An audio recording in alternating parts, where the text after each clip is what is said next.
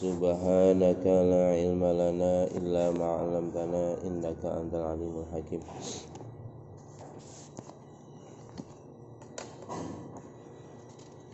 Al-Fatihah. A'udzu billahi minasy syaithanir rajim. Bismillahirrahmanirrahim. Alhamdulillahi rabbil alamin. Ar-Rahmanir Rahim. Maliki yaumiddin.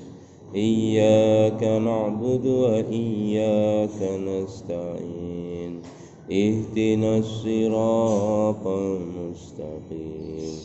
Siratal ladzina an'amta 'alaihim ghairil maghdubi 'alaihim waladdallin. Amin.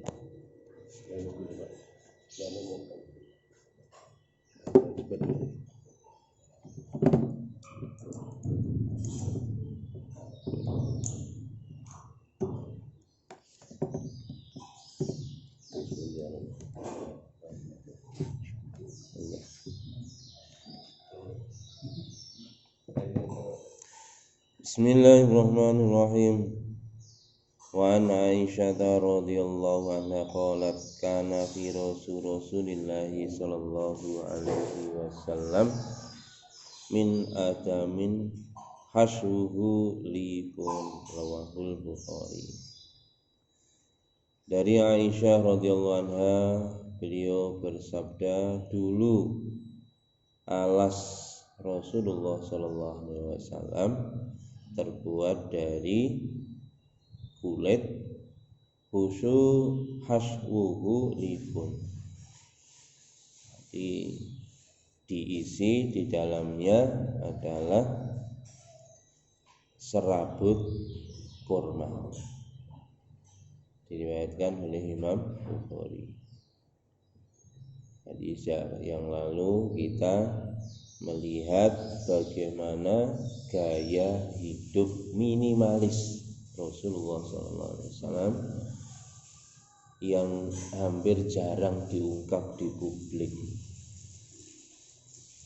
Jadi bagaimana Rasulullah dan sahabat demikian minimum di dalam urusan keperluan hidup beliau. Bahkan beliau alas tidurnya hanya terbuat dari kulit, kemudian di dalamnya diisi serabut kurma. Saya nggak paham serabut kurma itu seperti apa. Jadi kurma kan nggak duwe sepek. Jadi ada beberapa kemungkinan serabut kurma itu ya napa niku tapas, nah cara wong Jawa tapas kurma. Tapas niku ya manggarnya yang ya jadi tangkai buah itu yang dikepuki terus dibuat serabut. Ya mirip sepek nang Jawa ya. Itulah alas tidurnya Rasulullah Sallallahu Alaihi Wasallam, diriwayatkan oleh Imam Bukhari. Jadi alas tidur Rasulullah kadang digunakan juga untuk duduk. Jadi firas itu pokoknya alas, kadang untuk tidur, kadang untuk duduk. Itulah kehidupan manusia yang terbaik sepanjang masa, yakni Kanjeng Nabi Agung Muhammad Sallallahu Alaihi Wasallam. Pernah di dalam riwayat Nabi alas tidurnya ini dilipat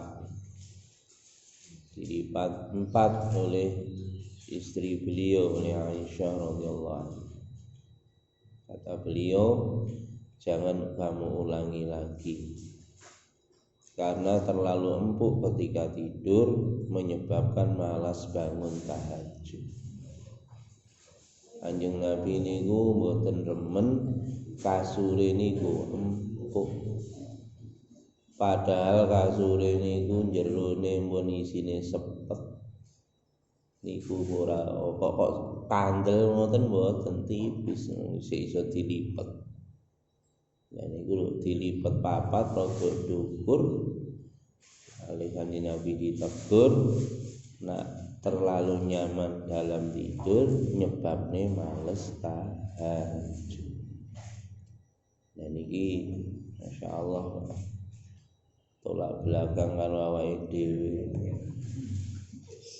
Awake dhewe nak turu njaluk sing ya Allah. Itulah kehidupan manusia yang terbaik. Nah ngeten iki Pak, kira-kira alas tidur yang paling baik niku sing empuk apa sing atos? Sing atos sing paling baik menurut Allah dan Rasulnya. Mboten sing paling empuk. Mulane nek tuku kasur aja sing larang-larang ya. Kasur jan sing niku napa? Alga, spring bed. Tompo sak menten. Regane mawon kula pernah takok tok kula ya ora duwe kok. Piro lho? 30. Tempat tidur lho 30 juta. Iya, masyaallah. Kira-kira nak turu kaya apa? Merem. Lah niku Pak masyaallah kasur sing apik niku iso dituku. Tapi turu sing angkler niku gak iso dituku. Gitu. Kanjeng Nabi niku masyaallah. Nah Kanjeng Nabi niku memang boten nate sare. Kanjeng Nabi ndawuhne aku turu tapi atiku gak pernah turu. Anana imun wa qalbi yaqdon. Aku iku turu tapi ati gak pernah turu. Kanjeng Nabi ngoten. Napa apa mboten saged sare Kanjeng Nabi niku soale mikirne ummate. Sapa wong iso turu, Pak? Umpamane awake dhewe duwe anak loro mlebu rumah sakit koma. Kira-kira wong tuwa turu gak iso turu. Long anak ini di rumah sakit. Adik kondisinya koma. Nenek wong anake koma kok wong tuane turu nglengger. Niki wong gak waras niki.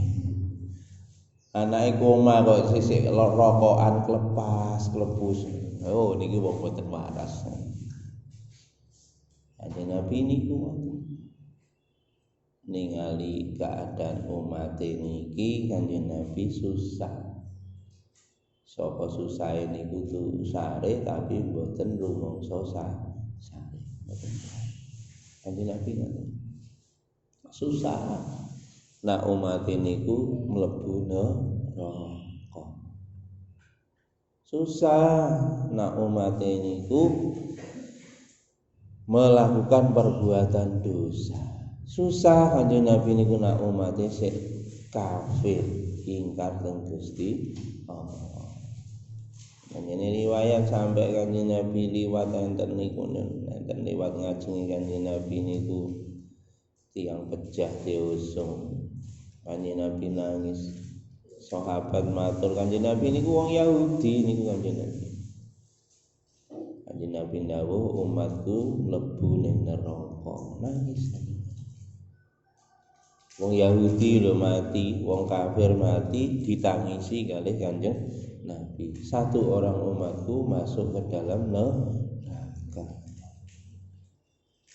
Dan niku Bapak ingkang mulyakaken awake dhewe niki nak ngaku umat Kanjeng Nabi ya kita punya rasa kasihan, punya rasa mesakno kepada saudara-saudara yang masih kafir Karena mereka kelihatannya tertawa-tawa, tetapi sebentar lagi akan dimasukkan ke dalam neraka buat selama-lamanya. Makanya kita kasihan. Tapi saking welase tengene umat, mesakne kali umate, nyusai keadaan umate ngantos mboten nyenyak di dalam istirahat beliau, sampai ditegur kali Gusti Allah tengene Quran, wala allaka bakhi'un nafsaka ala atharihim illam yu'minu bihadzal hadisi asafa. Tengene surat Kahfi ngoten. Kenapa engkau membunuh diri kamu sendiri seolah-olah, Pak? Jadi bukan membunuh diri, bukan. Jadi saking nyusahi keadaan umatnya sampai seolah-olah Kanjeng Nabi diilustrasikan, kenapa kamu merusakkan diri engkau sendiri? Wala'alaka bakhun nafsaka ala atharihim, atas perbuatan mereka. Illam yu'minu, jika mereka tidak beriman. Bihadzal hadisi, dengan berita-berita ini yakni Quran. Asafa, kamu dalam keadaan bersedih sekali. Kanjeng Nabi sampai ditegur kali Gusti Allah, ojo sedih nemen-nemen. Masya Allah. Ini itulah kehidupan Kanjeng Nabi atau Muhammad Sallallahu Alaihi Wasallam. Makanya teng omah awake dhewe nek mboten duwe kasur rapi, mboten usah bingung. Alhamdulillah. Contoh kalih kehidupane Kanjeng Nabi. Bahkan tengene setengah riwayat, Pak, Kanjeng Nabi niku alas sarine niku mboten kengkulit napa kloso. Nggih, terbuat dari daun kurma yang dianyam. Tengene riwayat lain ngoten. Atik klosone mboten kloso kaya kloso mendong nggih. Nyam namane kan cilik-cilik. Lah niki namane gede-gede. Adik jenengan ngertos nak mendong kan empuk. Lah nek klo anu niki blarake kurma dinam, jenengan roh dhewe nak wit kurma iki kaya napa. Niku kaku blarake, sik mending-mending blarake klopo. Kanjeng Nabi sare ngoten, Pak. Sare. Sijine dinten Sayyidina Umar mlebet sowan nang ngene Kanjeng Nabi. Kanjeng Nabi sare. Ate sare niku mergi mboten enten AC-ne daleme Kanjeng Nabi. Daleme Kanjeng Nabi mboten enten AC-ne, Pak. Makane griya sing sae niku sing mboten ate AC, Pak. Krana napa? Daleme Kanjeng Nabi mboten ate AC. Kualik kabeh iki piye to? Mboten kualik, awit wingi mun kula sanjang. Awake dhewe soalé awit wingi mlakune mlaku sikil kualik, tangane ning ngisor sikile ndukur. Makane ndelok apa-apa kualik. Bareng wong sing ngadeg tambah diarani kualik. Masyaallah. Lah niku mboten ate asih.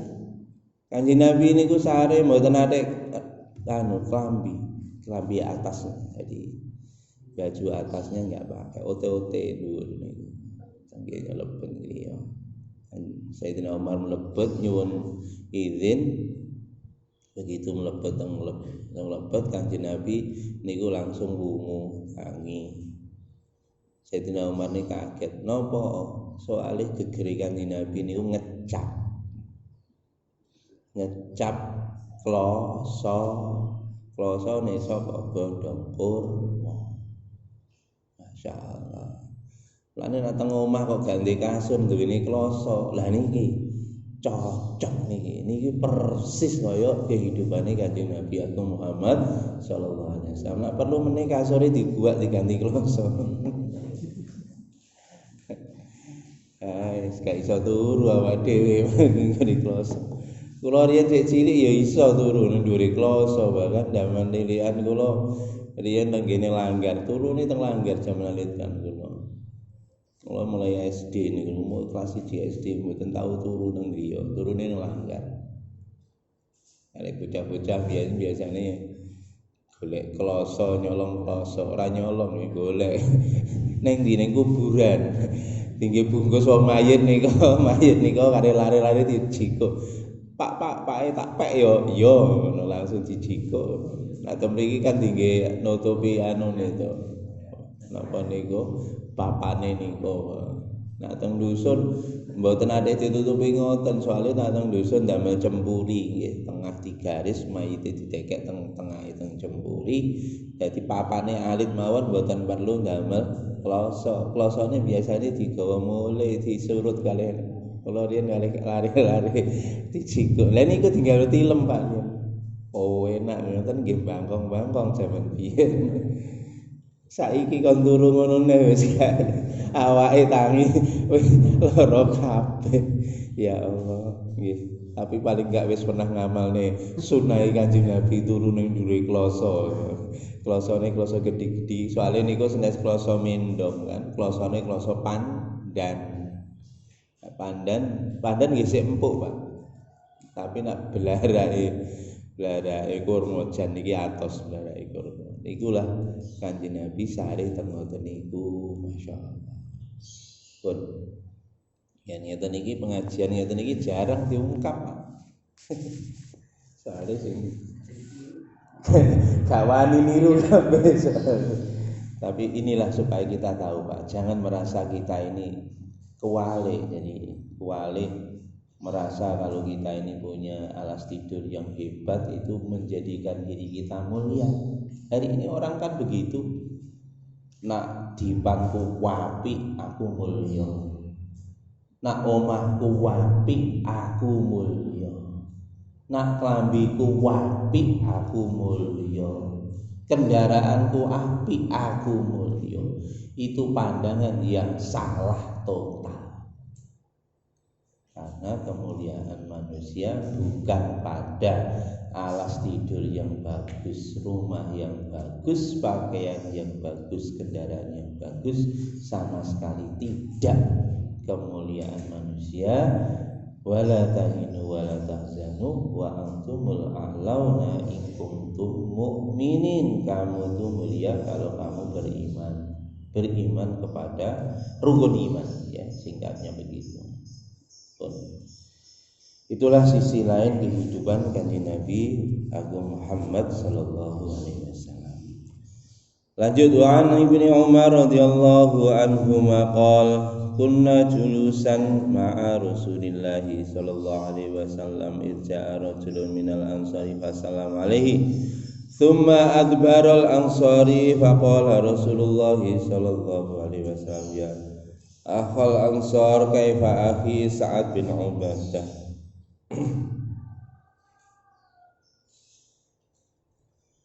Faqala Rasulullah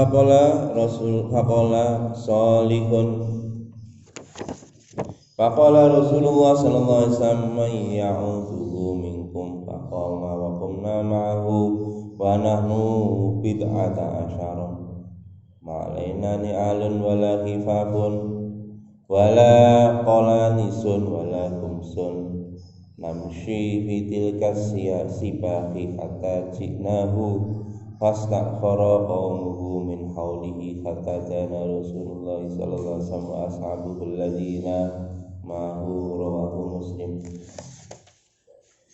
Dari Ibnu Umar radhiyallahu anhu berkata, dulu kami duduk bersama Rasulullah SAW. Ini Ibnu Umar ngeriwayatkan. Ibnu Umar duduk bersama Nabi SAW. Tiba-tiba datang seorang Ansor dan mengucapkan salam kepada Kanjeng Nabi Muhammad SAW. Kemudian beliau menyingkir. Ini Bang. Jadi sahabat dulu kalau ngadep Kanjeng Nabi berhadapan, ucapkan salam, kemudian minggir gitu, kalau di dalam majelis. Jadi orang kok teko keri langsung ning kene mboten. Nggih salam menghadap Nabi kemudian minggir. Faqala sholli, maka Nabi sallallahu alaihi wasallam bertanya, wahai orang Ansor, bagaimana keadaan saudaraku Sa'ad bin Ubadah? Sa'ad bin Ubadah itu adalah Sayyidul Khazraj. Jadi pimpinannya Qabilah Khazraj. Jadi di Madinah ada dua suku yang dominan. Jadi suku Aus dan suku Khazraj. Suku Khazraj ini pemimpin atau kepala sukunya adalah Sa'ad bin Ubadah, dan inilah yang termasuk yang menerima misi pertama Rasulullah SAW, yakni Mus'ab bin Umair ke Madinah. Akhirnya Madinah masuk Islam semua. Ini pertama yang masuk Islam kepala sukunya. Akhirnya kepala suku memerintahkan semua penduduk Madinah untuk masuk Islam. Jadi yang satunya adalah Sa'ad bin Ubadah, yang satunya kabilah Aus kalau nggak salah pimpinannya Sa'ad bin Mu'adz. Jadi satunya Sa'ad bin Ubadah, satunya Sa'ad bin Mu'adz. Itu kabilah di Madinah. Ditanya gimana keadaan saudaraku Sa'ad bin Ubadah, maka orang Ansar tadi mengatakan sholihun, keadaan baik ya Rasulullah, baik-baik saja. Maka Rasulullah SAW bertanya, siapa yang siap untuk menjenguknya? Jadi Rasulullah itu Pak, kalau kok tidak melihat sahabat, nggak ada kelihatan, maka Nabi inisiatif untuk menjenguknya. Makanya kita perlu seperti itu Pak.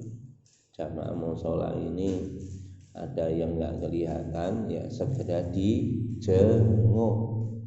Ya. Barangkali sakit, barangkali apa begitu, segera dijenguk.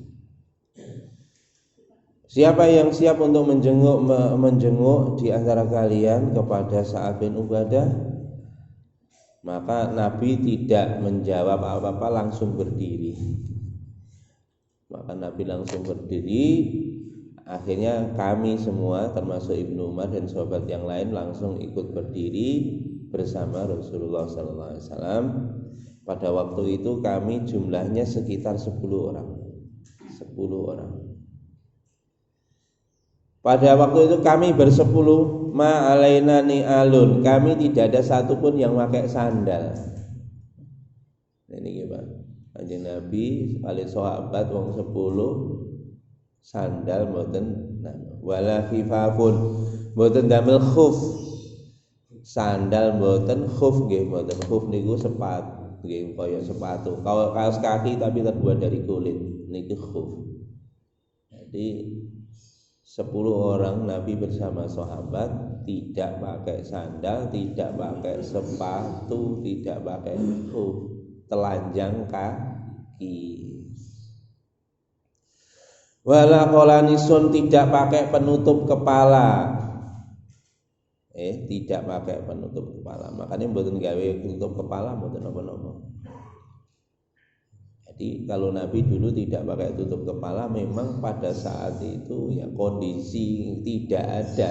Artinya saking minimumnya pakaiannya pun tidak lengkap. Sandal mboten kagungan, peci mboten kagungan waktu niku. Masya Allah. Jadi tidak ada penutup kepala. Namshi fitil kasibahi hatta jina wala kumsun. Jadi kumsun tidak pakai baju yang cukup.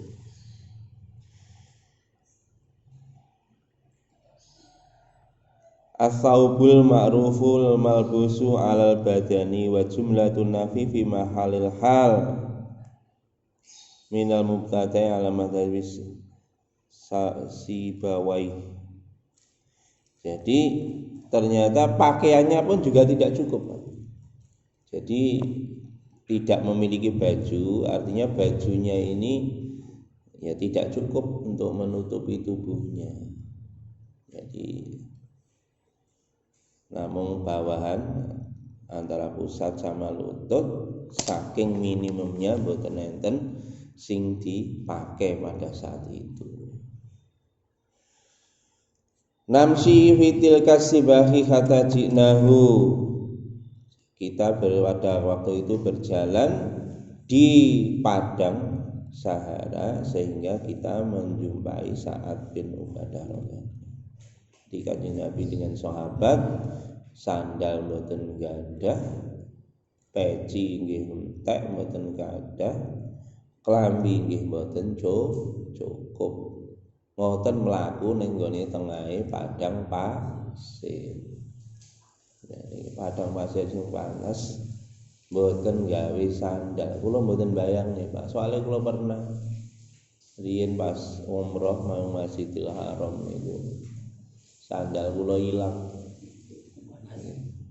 Mlaku Masya Allah, rasane tekan embon-embonan, tekan hotel sikil kula mlocot.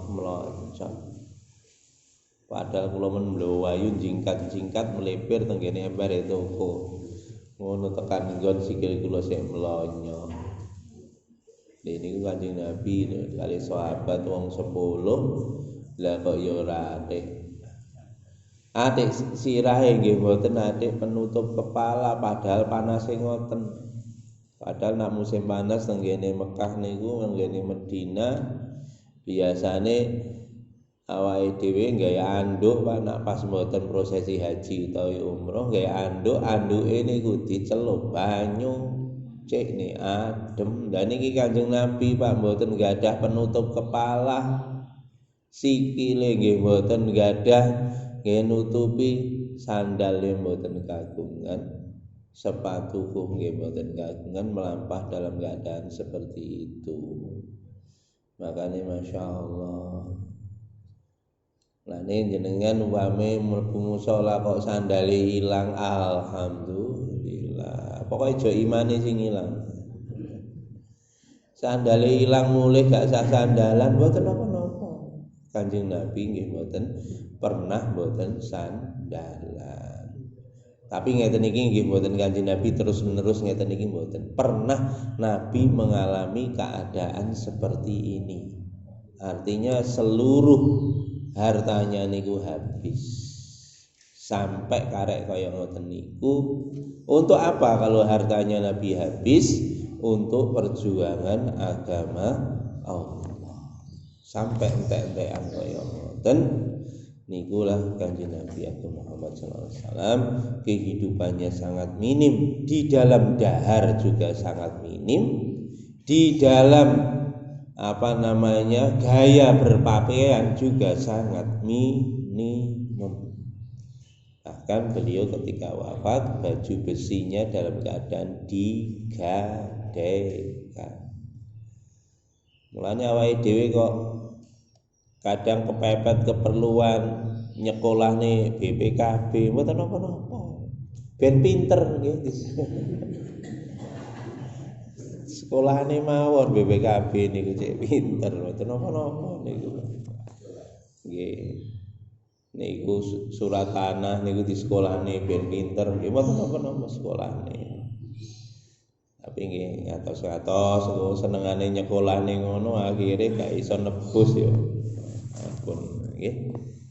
Artinya kalau kita terpaksa ada keadaan seperti itu, enggak usah gusar karena dulu Nabi juga seperti itu.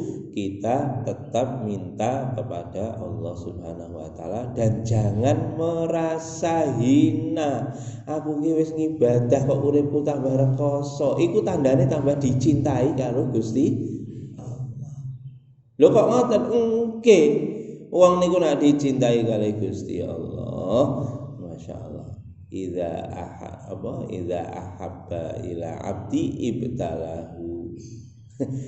Jadi apabila aku cinta kepada hambaku, aku uji kepada hambaku. Hambaku diuji. Pak guru, bu guru niku, Pak, nak sayang karo murite, ya diwehi ujian cek munggah ke kelas. Arek ora munggah-munggah, lha apa gak munggah? Disayangi gurune. Ora disayangi gurune. Gurune lho ndelok sepet niku. Apa petok arek iki ae. Makane diwehi ujian, begitu diwehi ujian munggah kelas. Tandane niku dicintai oleh gurunya. Kalau dicintai Allah diuji.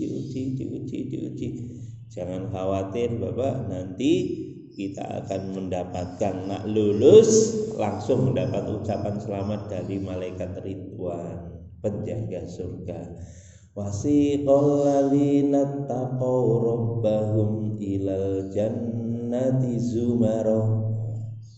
Jadi orang-orang takwa digiring oleh Allah Subhanahu wa taala menuju surga.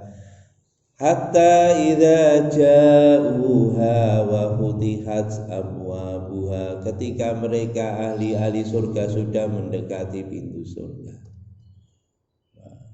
Ketika hatta idza ja'uha wa futihat abwabuha, pintu-pintu surga telah dibuka.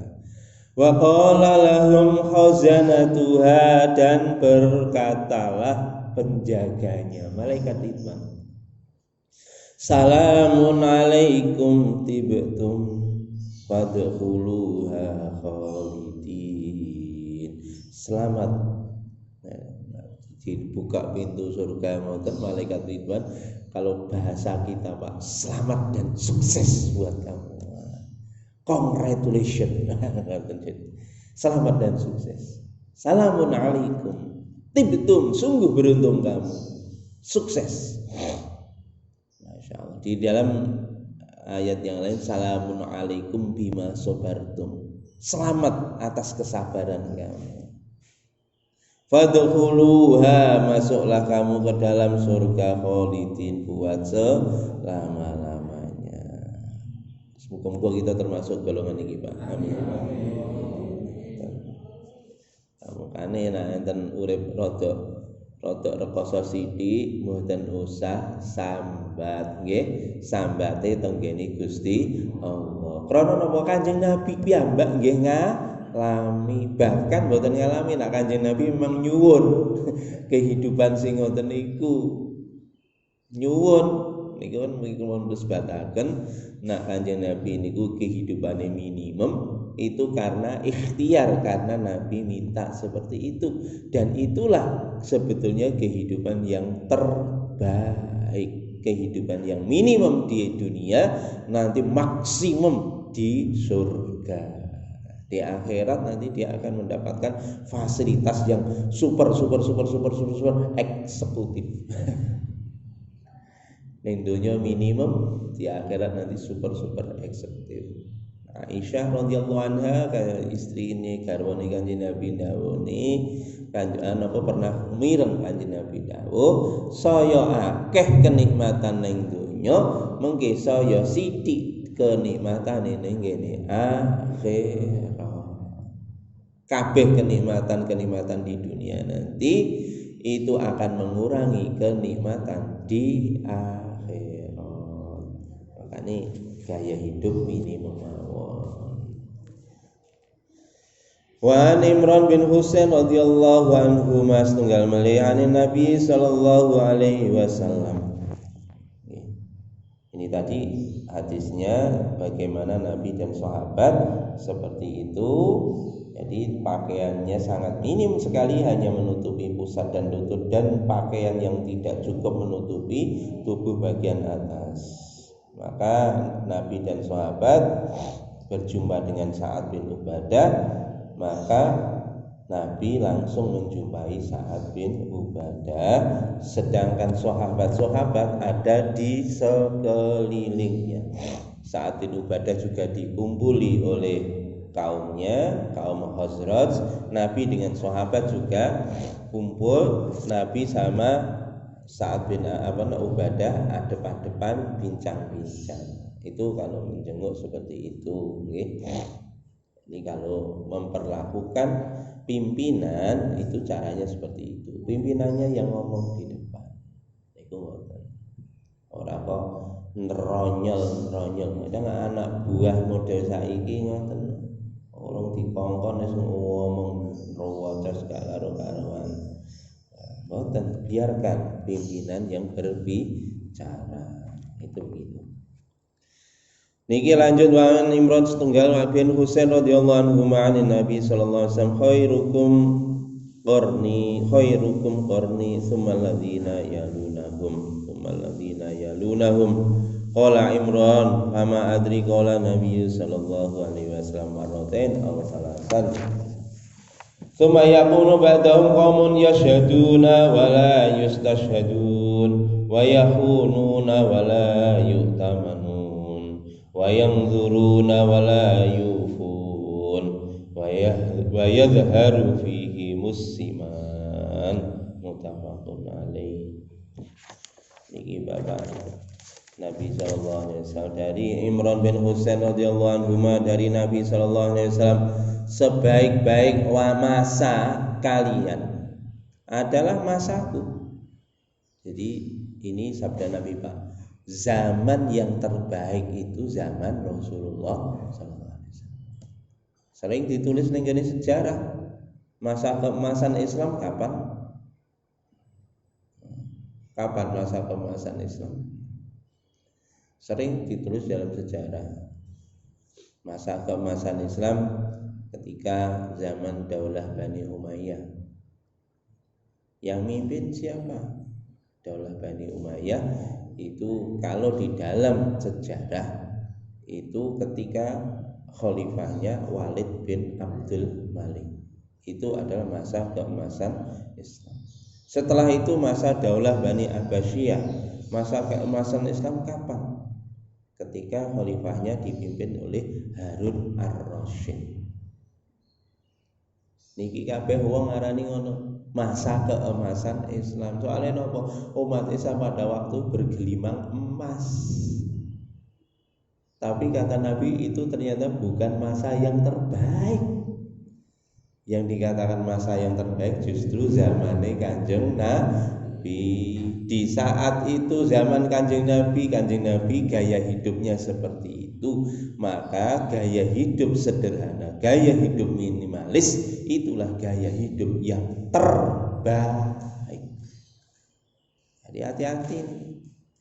Kadang-kadang mata kita keliru. Oh, ini sekarang umat Islam maju sekali. Apa bukti ini? Masjidnya api-api.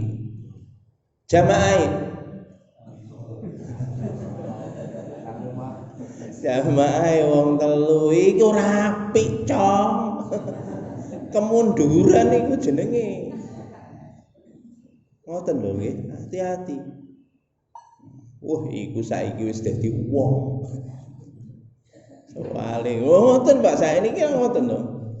Padahal urung karuan, nggih. Masa yang terbaik kita lihat dengar sama-sama, masa yang terbaik adalah masa Rasulullah sallallahu alaihi wasallam. Sumalladzina yalunahum, kemudian masa yang lebih dekat kepada Nabi, yakni zaman sahabat. Sumalladzina yalunahum, kemudian masa setelahnya lagi, yakni zaman tabi'in. Qala Imran bin Husain mengatakan fama adri qala Nabi sallallahu alaihi wasallam au salasan. Saya tidak tahu Nabi mengucapkan itu 2 kali atau 3 kali. Artinya setelahnya Nabi itu 2 kali atau 3 kali. Nah, Imran bin Husain lupa. Itu masa yang terbaik. Kalau 3 kali berarti sahabat, tabi'in. Itu masa yang terbaik. Setelah itu bukan masa yang terbaik. Apa kriterianya masa yang terbaik itu? Nah ini. Tsumma yakunu ba'dahum, kemudian setelah itu kata Nabi akan datang satu kaum. Ba'dahum qaumun yashhaduna wa la yustasyhadun. Mereka bersaksi tetapi bohong di dalam persaksiannya. Nanti akan tiba setelah zaman Nabi, mereka bersaksi tapi saksine bohong. Pokoknya saiki lah kira-kira ngene iki ora ya. Saya bersaksi bahwa tidak akan mengambil sepeser pun. Iya, nak sepeser gak diambil, nak saem dimplok. Niki berjanji, bersaksi, tapi dia tidak memenuhi. Wa yakhununa wa la yu'tamanun, mereka berkhianat dan tidak bisa dipercaya. Setelah itu nanti akan datang Kalau saksi-saksi ini bohong, dia ini tidak dipercaya, berkhianat dan tidak dipercaya. Makanya setelah zaman Nabi sing terjadi seperti itu, apalagi zaman sakniki. Wong wis katene mati iji dibeteti pisan. Masyaallah. Itulah keadaan zaman sekarang, mereka berkhianat tidak bisa dipercaya. Wa yanzuruna wa la yufun, mereka berjanji tetapi mereka tidak pernah memenuhi janjinya. Saya berjanji akan mensejahterakan rakyat saya. Jadi ngono Pak, yo bener kan rakyat mau sejahtera kan, sudah saya wakili sejahteranya itu. Rakyat pengen kenyang, berarti ya sudah saya wakili kenyangnya. Loh ya cukup, karena saya adalah wakil rakyat. Kalau ya pas loh. Karena wakil rakyat pengen sejahtera, sudah saya wakili. Ngoten jenenge wakil rakyat. Ya gak salah. Hari ini begitu.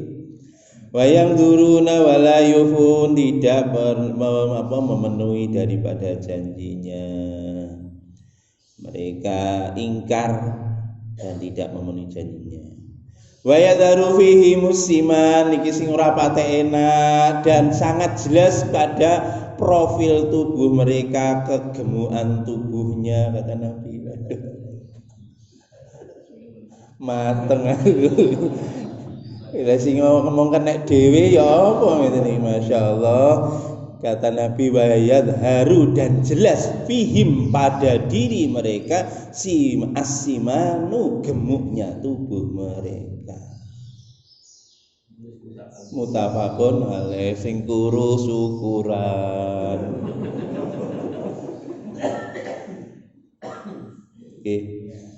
Mulane nak wong niku lemu itu bukan tanda kebaikan. Lemu niku termasuk keburukan. Mulane nggih monggo nggih. Ini masyaallah niki jaman sakniki ngoten.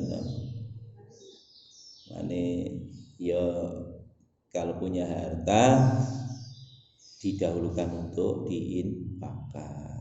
Keperluan kita sederhana saja, yang lainnya kita berikan, kita infakkan. Wa anfiqu mimma razaqnakum min qabli ayati ahadakumul maut wa yaqula rabbi laula akhartani ila ajalin qarib. Jadi infakkan apa yang telah Allah anugerahkan kepada kalian sebelum datangnya kematian. Nanti kalau mati datang, kamu akan menyesal. Laula akhartani ila ajalin qarib, ya Allah, kenapa engkau tidak tunda mati saya, ajal saya barang waktu sekejap saja. Fa saddaqa, saya akan bersedekah. Maka orang mati itu paling menyesal karena terlalu banyak meninggalkan harta, pengennya hartanya disedekahkan. Masya Allah. Fasaddaqa wa aku minas sholihin, dan aku menjadi orang yang soleh. Monggo Bapak Ibu yang dirahmati Allah, nyun sewu niki dawuh Kanjeng Nabi, gemuk tadi niki tenggene penjelasannya Pak, penjelasannya tafsir hadis niki, gemuk bukan karena memang bawaan, tapi gemuk karena memang benar-benar berlebihan di dalam makan. Bukan obesitas faktor genetik, tapi yang dimaksud di dalam hadis ini tenggene penjelasan adalah gemuk karena berlebih-lebihan di dalam makan, berlebih-lebihan dalam gaya hidup. Tapi kalau gemuk karena faktor genetik tidak termasuk di dalam kategori hadis ini. Niki teng penjelasannya.